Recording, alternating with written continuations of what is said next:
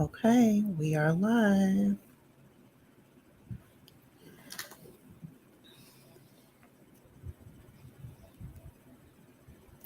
Welcome back, spiritual practitioners. This season, we are centering learning.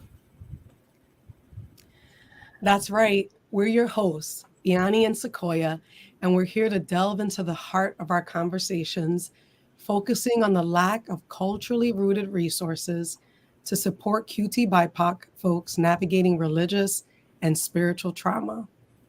In our previous seasons, we emphasized the importance of unlearning, decolonizing, and divesting from oppressive teachings and instructions. If you're new, if you're new here, welcome and make sure to check out our previous episodes on our channel. And I wasn't supposed to say instructions, that's supposed to be institutions. Now we're dedicated to deepening our knowledge and understanding so that we can better support ourselves and our clients. As we navigate this season of learning, we aim to provide you with the tools, tips, and insights to help you on your path of reclaiming to soul work. Whether you're well versed in spiritual practices or just beginning your journey, join us as we explore the intersectional impact of religious and spiritual trauma on mental health. So sit back, relax, and get ready to elevate your understanding of mental health and spiritual well being as we embark on this season of learning. Let's get started. All right, y'all. We are back. And today, Sequoia and I are revisiting a conversation that we had a few months ago on our IG. So if you don't follow us, make sure you follow us on IG and here and on TikTok. Make sure you like and subscribe to this episode so that you get more content like this in the future. But yeah, we're talking about the sort of dynamics and nuances surrounding religious trauma.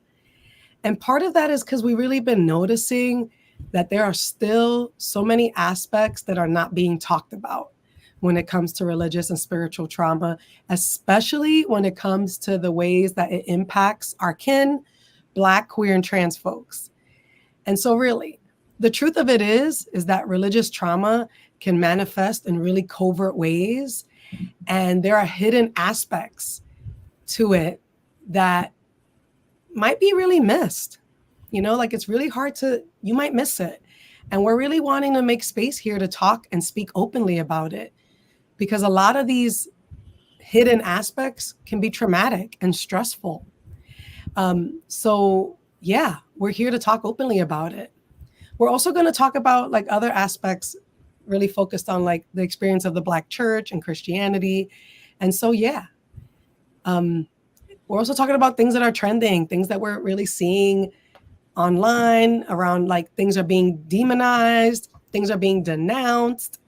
There's a lot of queer antagonism going on in the church, all in the name of Christian God, but really we're seeing it as harm and abusive. And so, yeah, that's what we're going to be talking about today. Yeah, what were you going to say? Go ahead. Go ahead. Oh, yeah. So before we continue, I just want to invite you again, if you haven't, to like and subscribe. I want you to like this episode because you already know it's going to be a good one. And subscribe to our channel so that you are tuned in, connected, and you'll get first dibs on when we go live again. So make sure you hit that like and subscribe and comment below questions you might have so far about this episode that you want us to get into. We'd love to really be in conversation with you. So y'all, this is episode 30. Can you believe it, Sequoia? 30 episodes. It's wild. It's just going by so fast. It is. We fly. I mean, it's flying. And so if you are somebody who's been with us from the beginning, welcome back. Thank you for being here. And if you are new, welcome to the community. So yes, this is episode 30. And today we're talking about we're having intersectional conversations about religious trauma. And we're really circling back to the conversation that we really had on IG a few months ago. And we're sort of expanding the conversation to talk about the church how the church shapes and impacts our views about mental health in the Black community. We're also talking about gender roles in the church. We're talking about church hurt and why church hurt ain't just hurt, baby. It's more than just church hurt. Um, and we are talking about how that really impacts our sense of self as Black, queer, and trans folks. And we're also going to talk about, topics that are trending around this topic, around religious and spiritual trauma. Um, you might hear a little, you might hear us talk about some of your faves in the Black church. So make sure you stay tuned. And again, we want to keep these conversations going. So make sure you stay here with us, like and subscribe, and be a part of the community. All right. I want to say welcome to y'all again. This is Reclaiming Soul Work Podcast. It's a heart centered podcast by two queer, Black, femme healers and spiritual social workers who explore the intersection of magic, spirituality, mental health, and everything in between. My name is Sequoia. I use she and her pronouns. I am currently in Charlotte, North Carolina on Catawba Indigenous land. I identify as Black and queer, and I wear a number of different hats. I have an emotional support puppy named Winnie who might pop her head in. Um, my big three are I am an Aquarius sun, a Aries moon, and a Libra rising. And let's see, something fun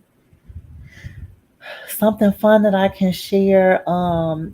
Two things. First thing is the deck that Biani shared the last time. Now I got it. I got my copy. So this has just been amazing.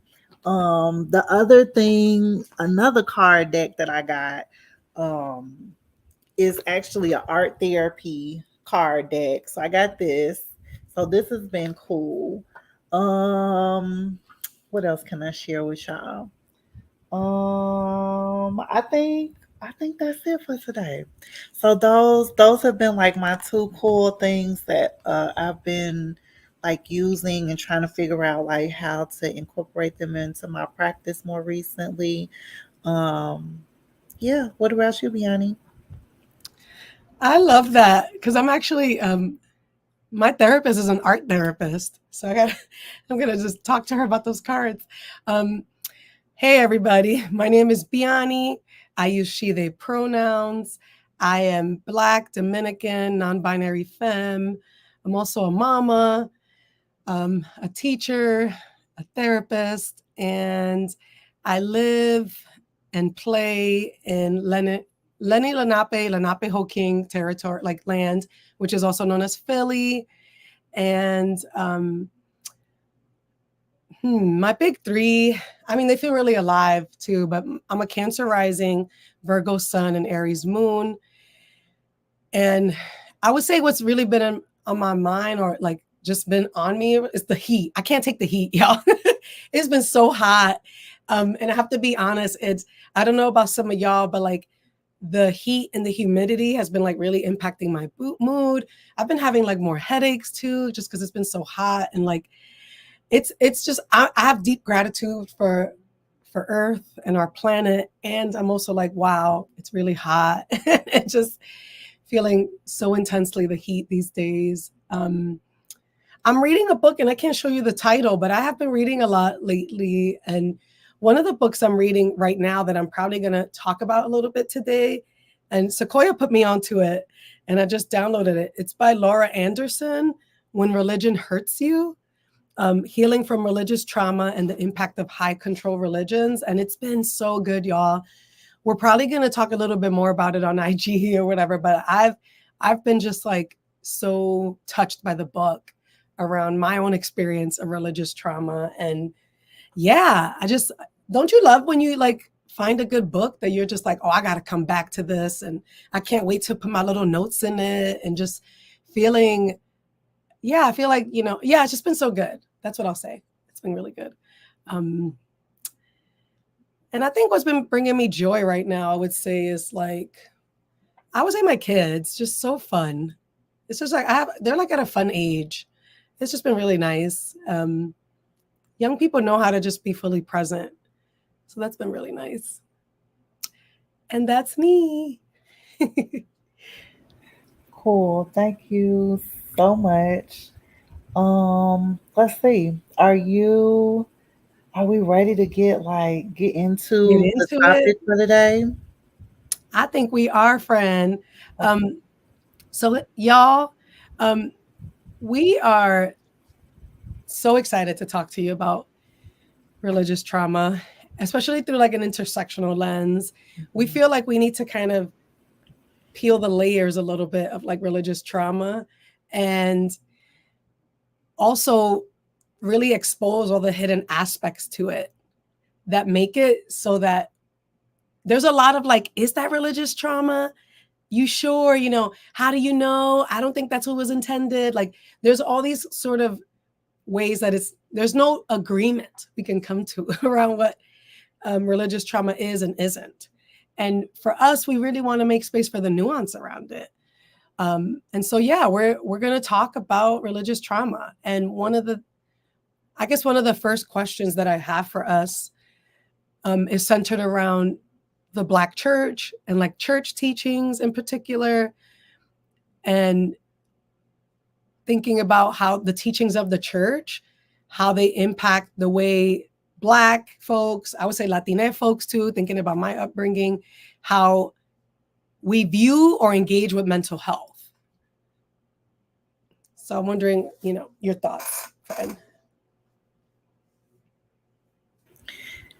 Yeah, thank you so much for um, kind of setting us up for what we're going to talk about today. I was thinking about our last live on an intersectional conversation on religious trauma, and shoot, we was talking about this being episode 30. Can you believe that we did that IG live back in December?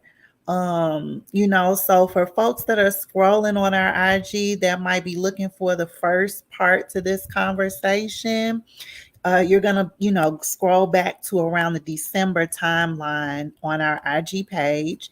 And a few of the topics that we talked about previously were ableism, right? We talked about mental health, and as Biani, again, kind of set us up to start talking about a little bit too, is like the church teachings and mental health. We talked a little bit about like gender roles, patriarchy, financial abuse, classism, elitism in the church, right? And how all of these things impact your experience in those spaces. So, bringing it to today and mental health. One of the things that I think, and let me back it up. So I was just gonna go right into, you know, um, kind of like my reflections on it, but I want to talk about it initially from a personal experience related to mental health. So, for most of y'all know, that my family is from the South. My mom is from Selma, Alabama. My dad is from Mobile, Alabama, and I grew up in Chicago. And I heard about mental health in different ways because I grew up, you know living in Chicago, during the school year, and then in the summertime I would go down south and go stay with my grandparents and my cousins and them. And then when my mom and my dad got divorced, I would go in the summertime to go live with go stay with my dad. He moved down south. So mental health was talked about very different. And when I say like down south, I'm talking about one room church houses.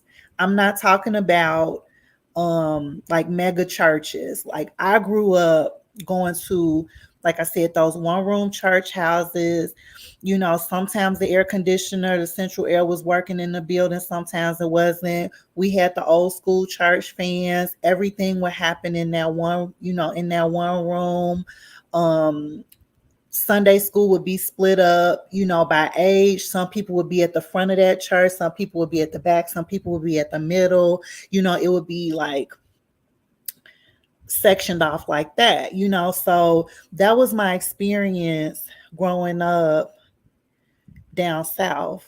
And then in Chicago, I didn't go to a mega church, but it was a large church. It was a family church. And so this is just to give you a vision, to like give y'all a picture of the two spaces that I was in when I say that I come from a church background, and then what that looks like in those two different spaces. And so, like, down south, you didn't talk about mental health. It wasn't talked about. Now, when we was in Chicago, mental health was more talked about in the context of health. So, like, my mother was a nurse, so there would be health fairs at the church. So, it would kind of get encompassed in those kind of conversations. And so, yeah, I just feel like I got two different messages about what wellness meant, what health looked like, what things could be talked about and what things couldn't be talked about, um, what behaviors, what attitudes, what mannerisms were considered, what would be considered like mental health in that context and what wasn't. So that's what I'll share initially. I feel like I just rambled. You did not ramble at all. I appreciate you also giving us context for the one room church, like the experience of not a mega church, because I feel like we hear a lot about the experience of mega churches. Um, yeah, I think I'll share too some personal experience, and I mentioned this early on in our seasons, but I grew up Catholic, and then my mom and family kind of became born again in the evangelical tradition and like Latinx, like Spanish speaking kind of community. And it's interesting. I feel like what I was taught was like mental health wasn't really talked about, but then there was a lot of like purity culture stuff, like, being a virgin, being desired, like arranged marriage. There was a lot of weird conversations around arranged marriages, like, pairing us up. But mental health was never talked about. And if we were in distress, it was a crisis of like, oh, I'm dealing with like demonic behavior. It's like the music I'm listening to. It's like, there were things that I was doing to invite that. Um, and that I wasn't really praying the right way, because if I prayed the right way, then I wouldn't have anxiety or like depression. Um, so it was a lot of that. It felt very, I mean, for sure bypassing, but also it felt like having a mental health issue was a crisis of like the spirit, like my relationship to spirituality and God. And I heard that a lot growing up, to the point that it made me feel like it wasn't okay to like talk about my mental health in my family. And just, it made me feel like I had to keep it to myself. And it actually made me more stressed. Like it added more to the stress. And I also, the church that my family transitioned to was a smaller church too, like one room. It was like an old store. And, the evangelical movement in like the hoods, it's still like that, kind of like this one room space. And yeah, like there was no mental health issue, like at all. It was just a crisis of spiritual warfare. Like you need to do something different to change the situation. It's kind of interesting. Yeah. Yeah, you know, I think it's interesting the way that certain like we were talking a little bit about it the last time, and I put up recently in one of the snippets from that live uh a place where you talked about, Biani, this very binary, rigid, kind of thinking, and the ways that like gender roles even get communicated, in those spaces. And, as it relates to mental health, for me, it was definitely very much seen, like it felt like that if you didn't present a certain way, you know, then there was something going on with you, that like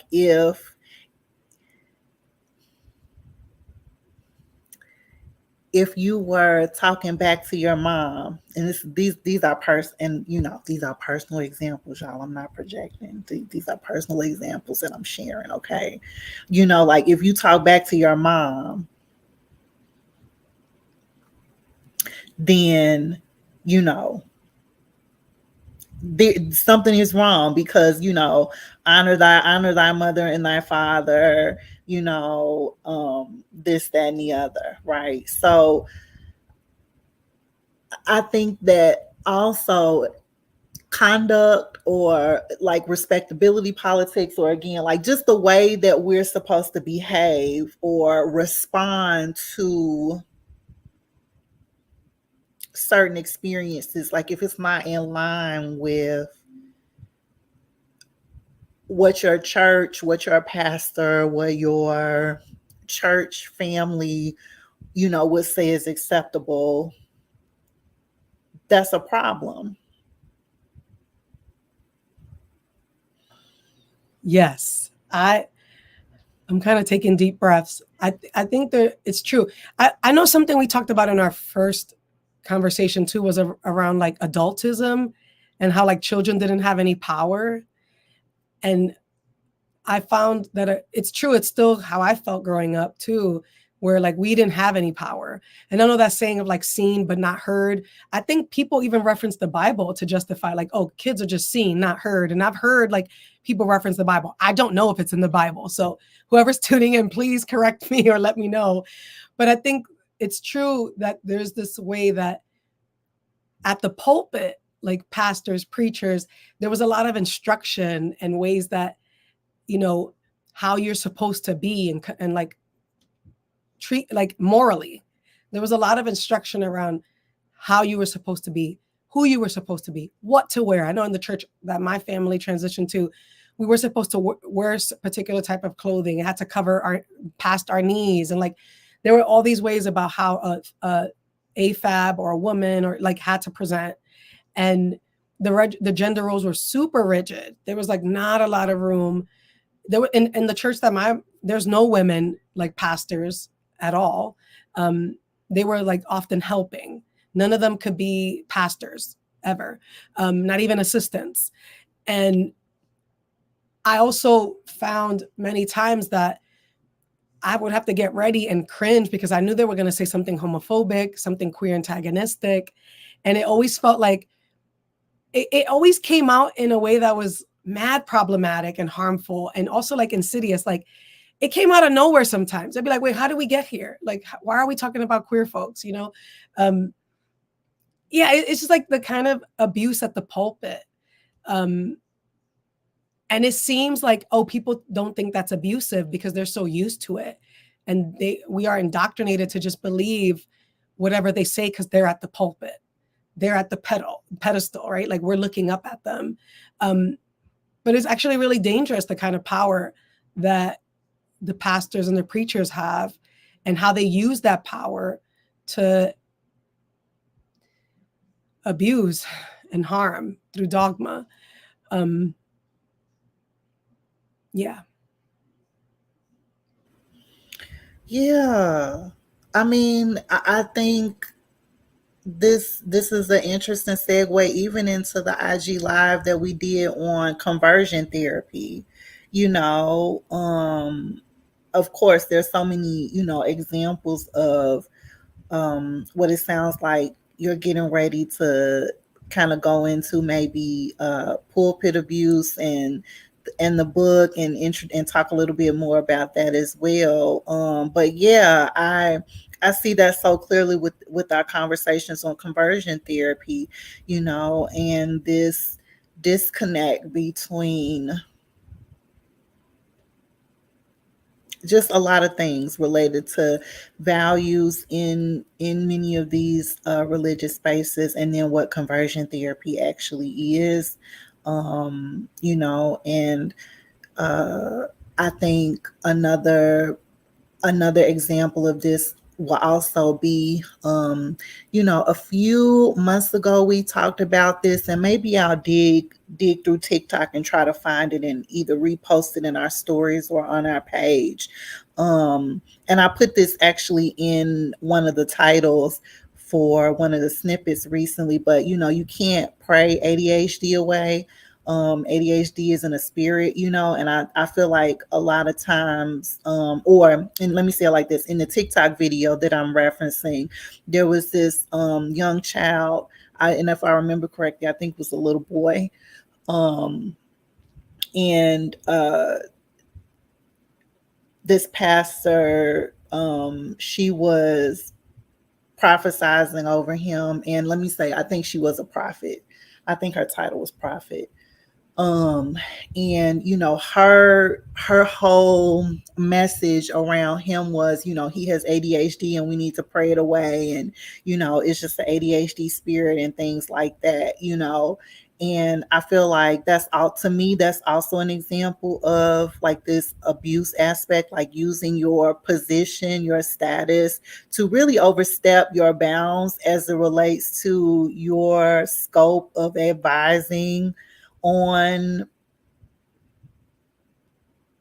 people's existence. Oh, go ahead. Yes. No, I mean, I do want to say it's true. I think there are ways that some churches talk about mental health as if it's like a demonic possession. Like they act like, oh, you have a mental health issue because of your relationship to God or your lack of a relationship to God. It's seen as, and it's ableist. It's just fascinating to me. It actually really perpetuates a lot of the isms in our culture. Like it actually upholds a lot of the white supremacist, capitalist, ableist, heterosexist. Like there's ways that the church actually does exactly what the institutions were fighting against, because they are an institution. But yeah, I've heard people talk about psychosis in a particular way that's like really concerning. Um, and psychosis is a different conversation because I feel like we need like a certain episode for that. But it's seen as like the work of the devil. Like if you have a mental health issue, it's like the work of the devil, like that humans don't have mental health struggles. And if you do, it's something wrong with you and your relationship to God, which I think is traumatizing. I think it's really traumatizing. It's harmful. It is definitely abusive. And I want to make a bit of a pivot or something around what I've been reading in this book, When Religion Hurts You. And something I really like that she talks about is like, we have to look at these religious experiences that are, she calls them R's, ARES, adverse religious experiences. And she talks about pulpit abuse, which I've been reading online too, that people are finally calling it what it is, pulpit abuse. And so for those who are watching, right, you ever watch a TikTok by like this, and often is these popular like mega church heads like TD Jakes, or I think Juanita, I can't remember the other person, but there's like these popular pastors, preachers, leaders, and they're saying things, right, in a way that's really charismatic. And people are like, oh my gosh, this is amazing, right? But if you listen to what they're saying, it's actually really abusive and harmful. And they use the pulpit to perpetuate propaganda and a lot of dogma. And it's under the guise of Christianity, but it's really, from what I hear from my Christian friends, it's actually problematic because it's not Christian-like, right, in a lot of ways. But they're using that to, I think it was a video I saw a few weeks ago when somebody was talking about a guy's pants being too tight and how men shouldn't be wearing tight pants. That's a part of her sermon. What does that have to do with the Bible and religion, right? Or another person, Jackie Hill Perry, somebody's faves over here, this person who's clearly still queer, but she act like she not. talking about astrology and saying that that's the work of the devil or that it's demonic, that divination is demonic. Um, yeah, astrology it's in the Bible. Astrology is mentioned in the Bible. How do people get around? They map the stars, right? And so, but they use their platforms to really perpetuate a lot of harm and abuse. And I would say too, it's true for queer and trans folks who grew up in the church, right? Like having to hear, I know I had to hear it, how I was going to hell for being gay, and I was going to hell for wanting an education and not wanting to be married. How dare I, right? And that this abuse that happens, they use their authority and their power to share things that it's about them. It's their stuff that they're projecting onto us. And people really believe them at face value. People take in what they're saying. It's like, it's really, I mean, y'all, I'm sure y'all have some experiences for those who are watching. Let us know your experiences with folks at the pulpit. Because I know it's not just us. I hear from my clients. We hear from other folks. Like that behavior is the thing that continues to go unquestioned.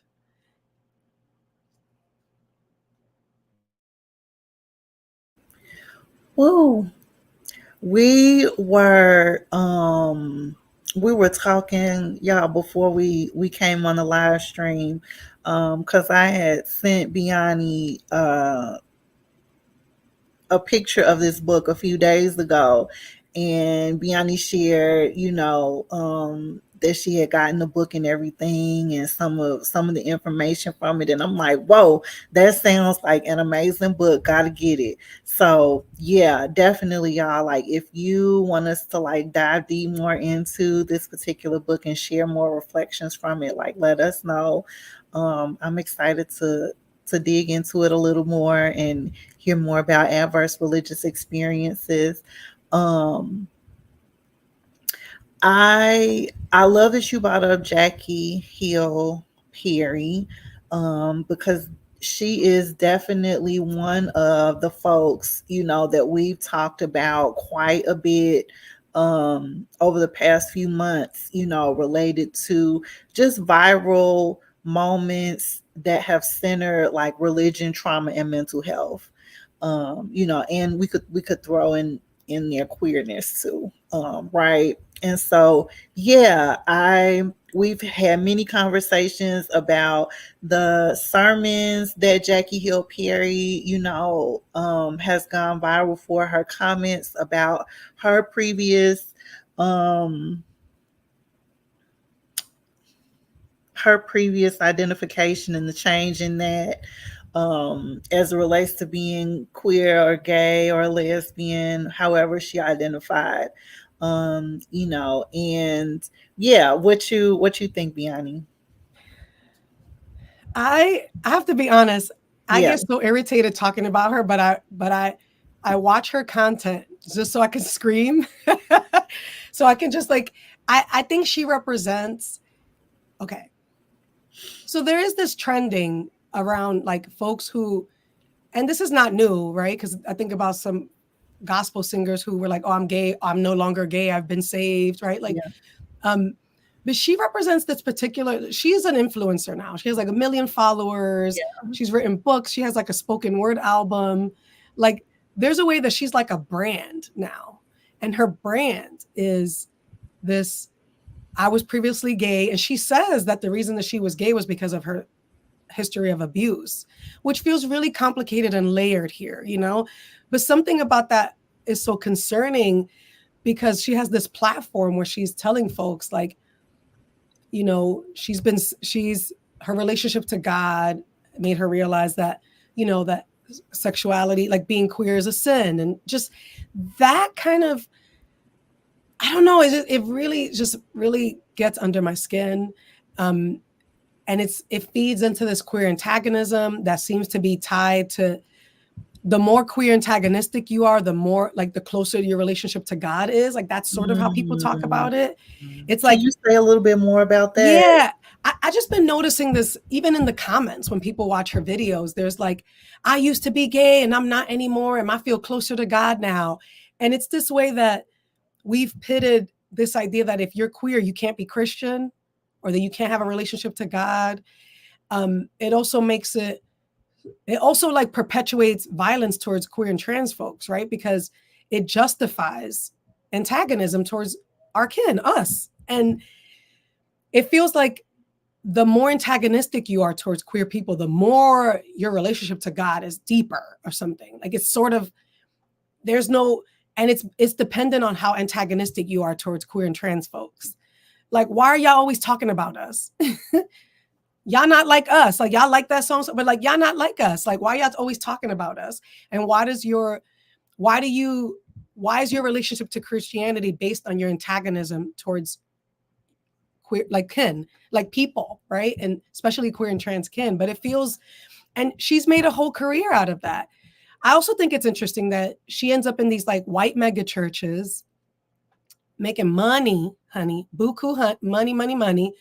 And I know Black folks like her too. I'm not saying that that's not true, but I find it interesting when I watch her videos that it's like these vanilla Christian folks who like bring her on and they want to hear her story of how she was saved and she's no longer gay and now she's married with 4 kids. Like there's also ways about her to me that feel really anti-Black, but because everybody's so drawn to her aesthetic, like she has locks like me, she's a stud, right? She's cute, you know, she's a stud. Like there's ways that her aesthetic didn't change, but it's just fascinating to me.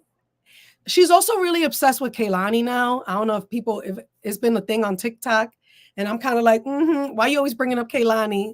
Why are you always bringing up, you know, there's just something about her that feels like she's closeted and she's making all this, like this is fame, like this is a celebrity. And I am aware of what I'm saying because people really love Jackie Hill Perry. And I know that some people might be like, you sound like a hater. I am not a hater, honey. I think we need to have a critical lens on the people that we claim we love. And I also think she perpetuates pulpit harm. And it comes off in a very like, oh, she's a poet. And it's like, oh, but there's ways that she's causing a lot of harm. She is causing a lot of harm, not ways. But it's packaged in a pretty package that feels like desirable for people to like enjoy, and it feeds into this like narrative that makes people feel like they're better for being queer and trans antagonistic. That's the end of my soapbox. Yes. Yes. No, that is not a soapbox. Like you dropping a lot of gems on us. Especially for folks that are trying to have a different perspective about Jackie Hill Perry, but also just like have a little bit more have a little bit more perspective on why what Jackie Hill Perry is saying is so dangerous and violent, you know.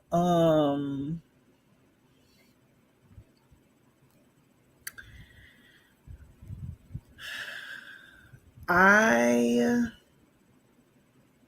like what flashed into my head as you were talking was like a split screen, you know, like half and half. So on one side of the screen is Jackie Hill Perry, and then on the other side is Candace Owens. Like they do the same thing, you know, like they're the same token black person. You know, that's all I got. Woo! Say less. That's it. That's all you need to say. It's so true. We have to question like why is it that they're so desirable to white folks and white folks give them this platform. So true. So, I also feel like and we mentioned this before, but this is also tied to me to anti-blackness. And so this made me think of a video. I'm shifting towards like when people are denouncing African spirituality as well. Like they're denouncing queerness and that they're saved, right? And they're denouncing African spirituality. And there's some folks now denouncing Black Greeks. And they speak in a way that is to me anti-Black. And it comes off as like it's like upholding this white Christian God, to be Yeah. honest. Yeah. Hmm. Like the way that folks are deep, like they talk about African spirituality as if it's demonic. I've heard, I've watched pastors and preachers at the pulpit um, tell people that ancestral worship is demon worship. Like your grandmother is dead, right? That's the devil you worshiping, right? And it's like, to me, it's anti-black. When when did grandma, when did Big Mama and them go to the upper room or wherever and Right. then just turn into a demon? Like Yeah, right. Exactly. when Like when did she turn into the devil? Like somebody even called like ancestral worship illegal, which is fascinating to me. I mean, I think at the pulpit, you become the judge, the jury, the cop, right? Like there's ways that it does mimic these like real like carceral systems, you yeah, know? And yeah, but like the power at the pulpit is, it's harmful and abusive. And just, I think about what it was like being in a church and feeling like, oh, I'm bad for being gay, you know, as a little kid. Like I just knew as a yeah, little kid. And, you know, I think that pulpit abuse is real. And we can all reflect on religious experiences that we've had, even if they were relational, where they caused us a lot of harm and that we just cannot forget, or it impacts our relationships now with people, right? um yeah. yeah, yeah. I This has been such like a good conversation about just all of these different intersections. Um, I think that one that we will continue to talk about too is um, religious trauma, spiritual abuse, church hurt, pulpit abuse, and there's one more that I can't think of. But the ways that the terminology, that we're using in these conversations, I feel like we could do just a whole episode just on terms, because it I mean, and again, our last live kind of showed this example that we all seem to be operating from different spaces about how to define some of these words. So Yeah, for real. It's true because I often we said this a lot on IG, but like I feel like church hurt to me can be interchangeable. I also think church hurt is a form of religious trauma. And but I also hear people use church hurt to minimize trauma. They sort of be like, "Oh, you just butt hurt, you church hurt," but really, there's actual traumatic experiences happening. And I think language is really important. Language really matters. And yeah, like you said, we could totally do an episode just on terms. But yeah, the adverse religious experiences that Laura Anderson talks about, I think that's really powerful. I feel like if we focus on those experiences, we can really get in touch with the experience of trauma and hurt and abuse that we can kind of relate to, a lot of us. But yeah, is it church hurt or is it religious trauma? Can they be used interchangeably? Let us know in the comments what y'all think. You know, we love to hear from y'all. What would you call it? You know, what would you call it? Is it religious trauma to you? Is it religious abuse, spiritual abuse? You know, we love to hear from y'all. We want to keep that conversation going because we need to keep exposing this and speaking openly about it. For sure, yeah. yeah, I agree that we need to keep having these kind of conversations. One, I feel like, if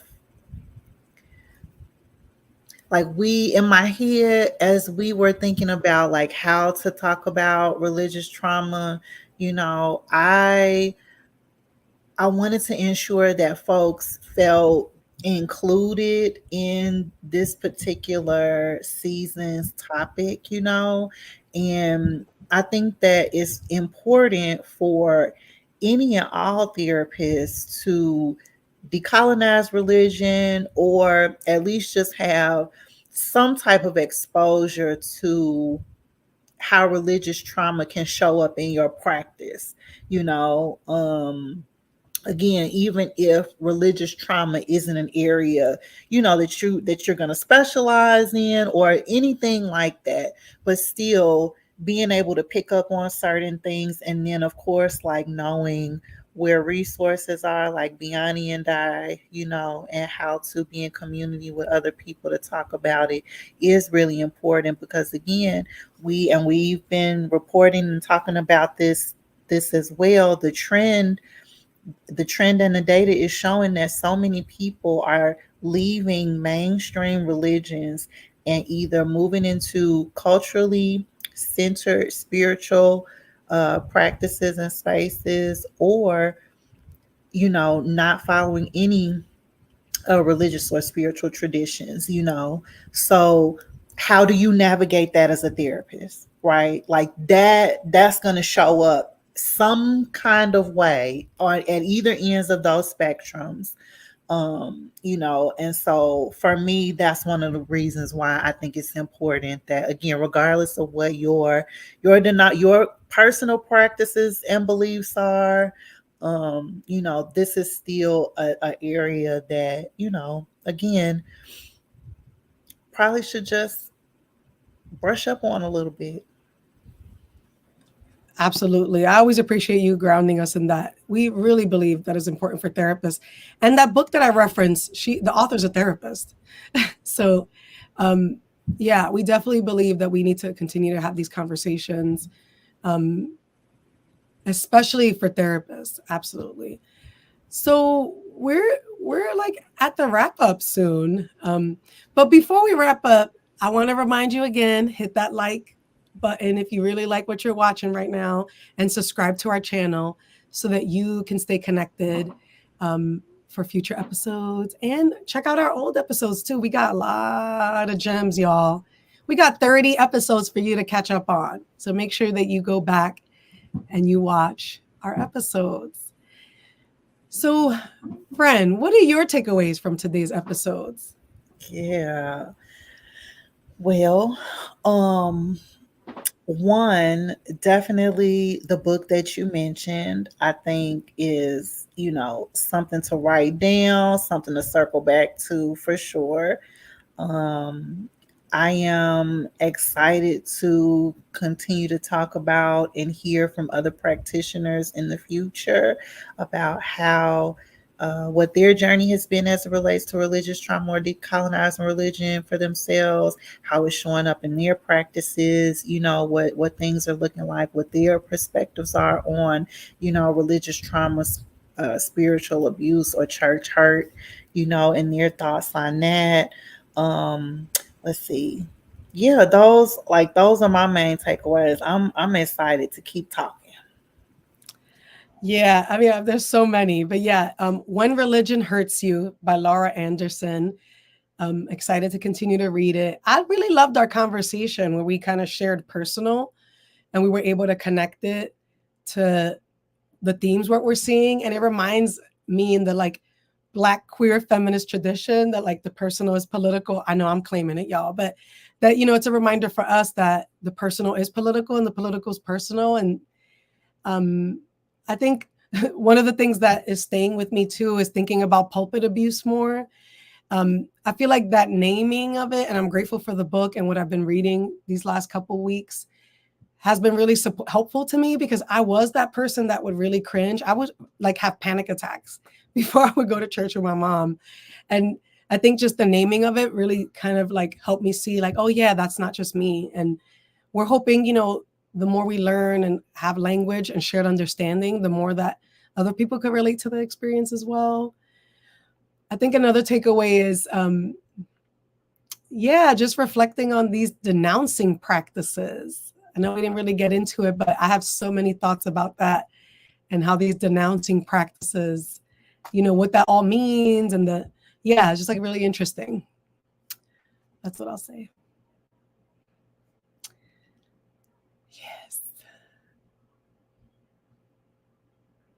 Thank you all for being with us today. We're going to keep this conversation going. Please make sure to share your thoughts and questions in the comment section. We would love to hear from you. I know some of y'all are joining us on YouTube. Please make sure that you like the video on YouTube and also just leave us a comment. Let us know, that you watched, what resonated. Let us know like what states you're tuning into. Just drop a comment down there so that that can help our podcast circulate in the algorithm based on engagement. For those of y'all that are watching us on Instagram, thank you so much for being here. Elder Millennials for the win, because I figured out how to get our live stream over there to y'all. Biani was adamant, like we gotta be able to live stream from multiple places. I'm like, child, I don't know how to do that shit. And then we figured it out. So here we are. Okay. So we would love to stay connected with you all. Make sure that you're going to join us next episode 31, where spiritual practitioners are going to chat about surviving the Black church and trauma. And we're going to have some guests on with us, and we're excited to have them. So y'all make sure that you come back for that. Biani, any final thoughts? Oh, you were great. No, thanks for being with us, y'all, in community here. We are so excited to continue. And yeah, make sure that you continue to support this heart centered podcast by two queer Black femme healers and spiritual social workers who explore the intersection of magic, spirituality, mental health, and everything in between. If you want to stay connected, we are building the spiritual practitioner and healing community, y'all.